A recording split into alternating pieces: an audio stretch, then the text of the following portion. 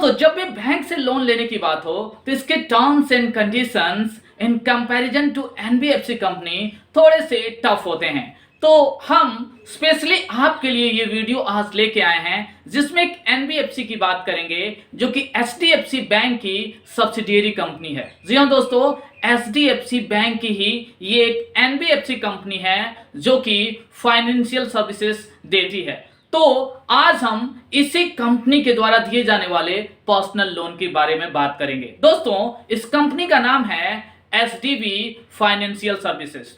नमस्कार दोस्तों, मैं हूं राहुल और आप देख रहे हैं एमबीए राहुल यूट्यूब चैनल। तो आज के इस वीडियो में पूरे डिटेल में हम आपको बताने वाले हैं कि एचडीबी फाइनेंशियल सर्विसेज से पर्सनल लोन लेने के आखिर बेनिफिट्स क्या हैं, इसकी डॉक्यूमेंटेशन प्रोसेस क्या होती है, कौन कौन से डॉक्यूमेंट की जरूरत होती है अगर आप सैलरीड पर्सन हैं या सेल्फ एम्प्लॉयड हैं या अगर आप बिजनेसमैन हैं तो किस तरीके से आपको यहां से पर्सनल लोन मिल सकता है। ये सारी की सारी जानकारी इस वीडियो में मैं आपको देने वाला हूं।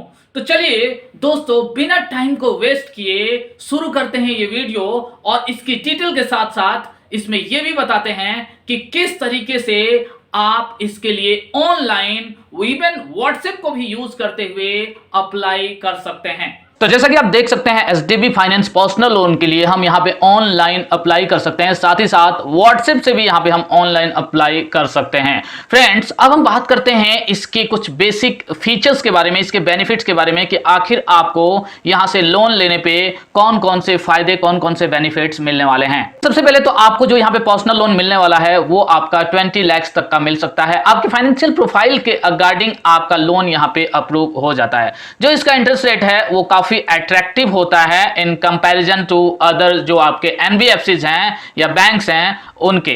तो आप देख सकते हैं नेक्स्ट जो है इसका फ्लेक्सिबल टेनर है। टेनर आपका 12 मंथ से लेके 60 मंथ तक का है। आप कोई भी यहाँ पे टेनर इसके बीच का चूज कर सकते हैं। इसका जो डॉक्यूमेंटेशन प्रोसेस है वो बिल्कुल ही आपका हैसल फ्री है। एकदम आसानी से पूरा का पूरा डॉक्यूमेंटेशन आपका ऑनलाइन ही हो जाता है। किसी भी तरीके का कोई भी फिजिकल डॉक्यूमेंट आपको यहाँ पे सबमिट नहीं करना होता है। इसका जो लोन का प्रोसेसिंग है वो काफ़ी फास्ट होता है, बहुत ही ज़्यादा तेज इसका अप्रूवल लोन के लिए किया जाता है। तो आप देख सकते हैं नेक्स्ट जो है नो कोलेटरल और गारंटर रिक्वायर्ड। ये लोन लेने के लिए आपको किसी भी तरीके का कोई भी गारंटर नहीं देना पड़ता, ना तो किसी तरीके की आपको कोलेटरल सिक्योरिटी देनी पड़ती है। फ्रेंड्स, हम बात करते हैं इसके लिए हम एलिजिबिलिटी क्राइटेरिया की। तो आप देख सकते हैं सैलरीड इंडिविजुअल अगर आप हैं यहाँ पे तो आप डॉक्टर, सीए या किसी भी प्राइवेट या पब्लिक लिमिटेड कंपनी के आप एम्प्लॉय हैं या गवर्नमेंट एम्प्लॉय हैं आप किसी भी तरीके से, या गवर्नमेंट जो अंडरटेकिंग्स होती हैं उनके अगर आप एम्प्लॉय हैं तो उसके लिए यहाँ पे दिया हुआ है मिनिमम एज आपका 21 ईयर्स होना चाहिए। मैक्सिमम एज की अगर बात करें तो आपका 60 ईयर्स या आपके रिटायरमेंट का टाइम जो भी इसमें से पहले हो उसको कंसीडर किया जाता है लोन मैच्योर होने के टाइम पे। आप देख सकते हैं अगर आप गवर्नमेंट एम्प्लॉय हैं तो यहाँ पे कुछ कंडीशन के साथ आपका मैक्सिमम एज 65 भी यहाँ पे कंसीडर किया जाता है।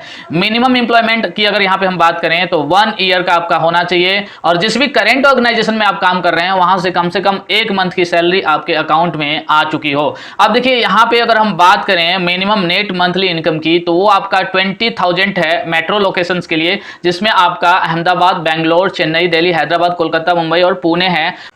अदर जितने भी लोकेशंस हैं उसके लिए अगर मिनिमम आपकी नेट सैलरी यहाँ पे 15,000 भी है तो भी आप इस लोन के लिए एलिजिबल हैं। आगे आप देख सकते हैं सेल्फ एम्प्लॉयड के लिए पर्सनल लोन की अगर हम बात करें जिसमें आपका डॉक्टर, चार्टर्ड अकाउंटेंट, आर्किटेक्ट्स या कंपनी सेक्रेटरीज वगैरह वगैरह शामिल इसमें किए जाते हैं। तो इसके लिए आपका मिनिमम एज आप देख सकते हैं 22 ईयर्स और मैक्सिमम एज की अगर हम बात करें तो यहाँ पे 65 ईयर्स है। साथ ही जो भी आप अपना प्रोफेशन में हैं उसमें कम से कम आप 3 साल से बने हुए हों। साथ ही अगर मिनिमम नेट एनुअल इनकम की बात करें तो 1 लाख आपका मेट्रो लोकेशंस के लिए, जो भी लोकेशंस मैंने ऊपर आपको बताए हैं यहाँ पे अभी अभी, और अदर जितने भी नॉन मेट्रो लोकेशंस हैं उनके लिए 75,000 नेट इनकम आपका एनुअल यहाँ पे होना चाहिए। आगे फ्रेंड्स हम आपको बता दें कि अगर आप सेल्फ एम्प्लॉयड इंडिविजुअल हैं, मतलब किसी भी तरीके के आप बिजनेस में अगर यहाँ पे लगे हुए हैं तो आप देख सकते हैं जिसमें कि सोल प्रोप्राइटर्स आ जाते हैं, जिस बिजनेस में आप सिंगल अकेले के मालिक हैं, या पार्टनरशिप या डायरेक्टर किसी भी मैन्युफैक्चरिंग, ट्रेडिंग या सर्विस में अगर आप हैं तो इस लोन के लिए आप अप्लाई कर सकते हैं। इसके लिए एलिजिबिलिटी आप देख सकते हैं यहाँ पे 22 ईयर्स मिनिमम एज, और मैक्सिमम की बात करें तो यहाँ पे 65 है। और ईयर्स इन बिजनेस, उस बिजनेस में आप कितने सालों से यहाँ पे देख सकते हैं, मिनिमम आप 4 ईयर से बने हुए हों और कम से कम 2 साल से आप सेम बिजनेस कर रहे हो, मींस 2 साल से अपने बिजनेस चेंज ना किया हो। उसके बाद से अगर मिनिमम नेट एनुअल इनकम की यहाँ पे हम बात करें तो यहाँ पे मेट्रो लोकेशंस के लिए आपका 1 लाख पर एनम होना चाहिए, और नॉन मेट्रो जो लोकेशंस हैं उसके लिए 75,000 यहाँ भी रिक्वायर्ड है। अब फ्रेंड्स, अब डॉक्यूमेंट्स की हम बात करते हैं कि इसके लिए आपको कौन से जरूरी डॉक्यूमेंट्स देने पड़ेंगे। तो अगर आप सैलरीड इंडिविजुअल यहाँ पे हैं तो मैं आपको पहले ही बता चुका हूं कि सैलरीड इंडिविजुअल जो भी होते हैं उसमें कौन कौन से लोग आते हैं। आप देख सकते हैं ऊपर यहाँ पे दिया हुआ है। तो आपको यहाँ पे प्रूफ ऑफ आइडेंटिटी और एड्रेस प्रूफ देना पड़ेगा। तो डेफिनेटली मुझे लग रहा है आपको पता होगा कि प्रूफ ऑफ आइडेंटिटी में आपका कोई भी ये जो डॉक्यूमेंट्स यहाँ पे नीचे दिए हुए हैं, जिसमें आपका passport, voter ID, driving licence, PAN card, Aadhaar, साथ ही साथ और भी बहुत तरह के यहाँ नीचे डॉक्यूमेंट्स दिए हुए हैं आपका, उनमें से कोई भी 2 प्रूफ आपको देना पड़ेगा। एक तो आपका आइडेंटिटी प्रूफ के रूप में और दूसरा एड्रेस प्रूफ के रूप में। उसके बाद से अगर हम बात करें तो आगे आपको बर्थ का अपना भी प्रूफ देना पड़ेगा यहाँ, जिसमें आपका ड्राइविंग लाइसेंस पे भी आपका डेट ऑफ बर्थ होता है, पैन कार्ड पे भी होता है, पासपोर्ट पे भी होता है, और साथ ही 10th या 12th की मार्कशीट आप देख सकते हैं या बर्थ सर्टिफिकेट भी आप देख सकते हैं। इनमें से कोई भी आप यहाँ पे दे सकते हैं। उसके बाद से बैंक स्टेटमेंट की हम बात करें तो आपको लेटेस्ट स्टेटमेंट या बैंक पासबुक में से कोई भी एक देना पड़ेगा, जो कि पीछे कम से कम 90 डेज के अंदर अपडेट किया गया हो। उसके बाद से आप देख सकते हैं यहाँ लेटेस्ट 3 मंथ का आपको सैलरी स्लिप देना पड़ेगा। इसके साथ साथ आपको या तो फॉर्म 16 या ITR या अपना अपॉइंटमेंट लेटर भी यहाँ पे देना पड़ेगा। अब हम बात करते हैं सेल्फ एम्प्लॉयड। अगर आप प्रोफेशनल्स हैं, जिसमें आप देख सकते हैं ऑलरेडी मैंने आपको पहले ही बता दिया, सेल्फ एम्प्लॉयड प्रोफेशनल्स में कौन सी कैटेगरी के लोग आते हैं। तो उसके लिए जरूरी डॉक्यूमेंट्स की अगर बात करें तो यहाँ पे proof of identity means identity proof और एड्रेस प्रूफ, ये दोनों ही आपको यहाँ पे देने पड़ते हैं। तो जिसमें ये जितने भी डॉक्यूमेंट्स अभी ऊपर मैंने आपको बताए पहले वाली कैटेगरी के अकॉर्डिंग, वो सारे आपको यहाँ भी फॉलो करने पड़ेंगे।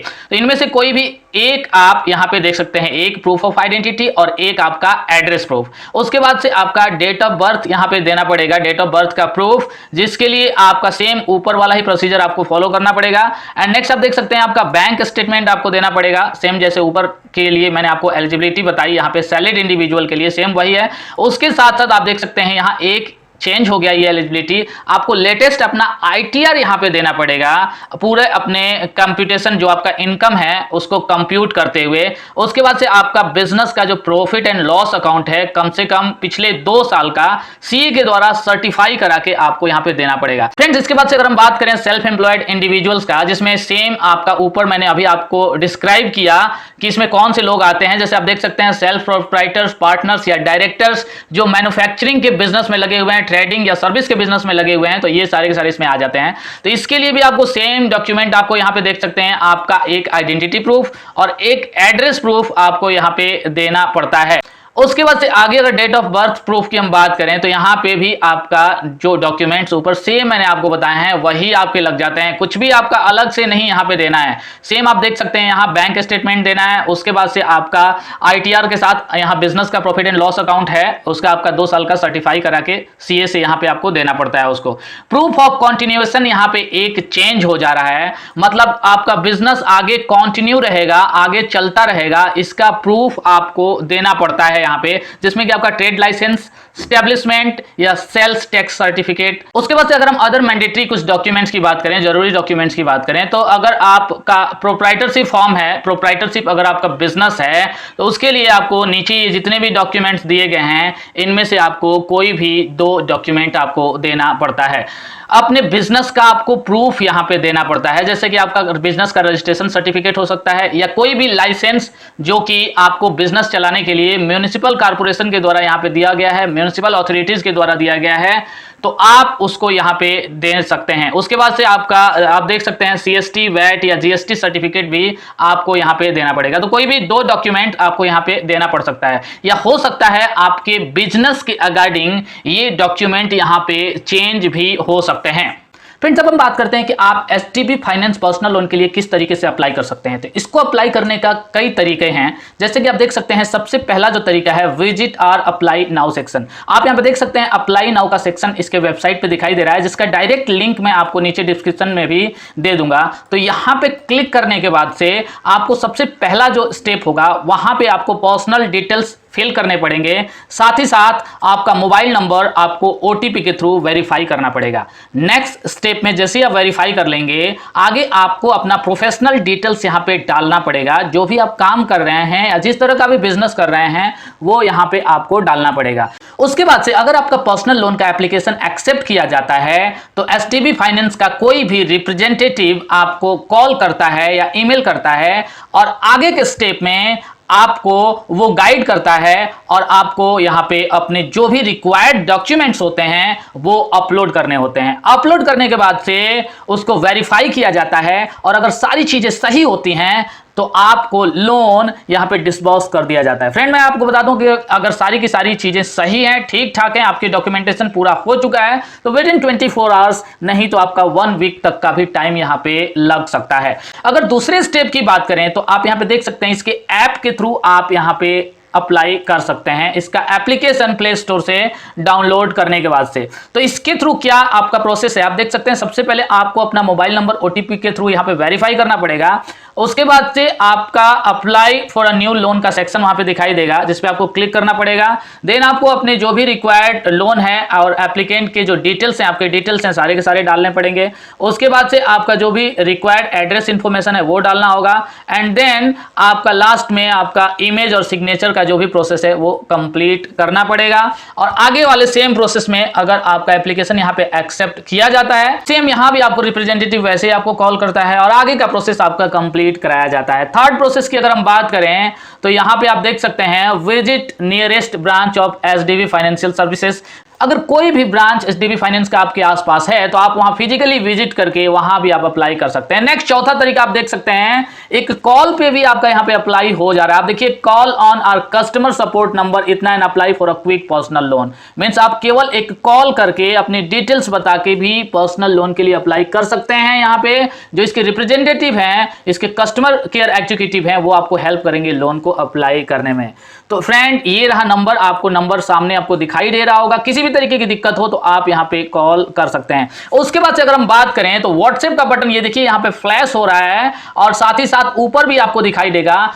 व्हाट्सएप के थ्रू भी आप इसके लिए अप्लाई कर सकते हैं। यहां भी सेम प्रोसेस वही होगा, आपकी कुछ डिटेल्स मांगे जाएंगे और डॉक्यूमेंटेशन होगा, फाइनली आपका लोन डिस्बर्स कर दिया जाता है। तो मुझे लग रहा है आप व्हाट्सएप वाला ट्राई कर सकते हैं। सबसे आसान अगर तरीका बताएं तो आप इसके कस्टमर केयर एग्जीक्यूटिव के नंबर पे, जो कि सामने आपको स्क्रीन पे मैं हाईलाइट कर रहा हूं, यहां पे आप कॉल करके जान सकते हैं कि आप इस लोन के लिए अप्लाई करने के लिए एलिजिबल हैं या नहीं है और यहां से अप्लाई आसानी से कर सकते हैं। तो दोस्तों, आज के लिए वीडियो में बस इतना ही। अगर आपको वीडियो पसंद आई तो प्लीज वीडियो को लाइक करें और चैनल को सब्सक्राइब जरूर करें। अगर आपको इस लोन से रिलेटेड कोई भी क्वेश्चन है तो नीचे कमेंट सेक्शन में पूछिए, हम डेफिनेटली उसका आंसर देंगे। जल्दी मिलेंगे एक नए वीडियो के साथ। Bye bye and take care.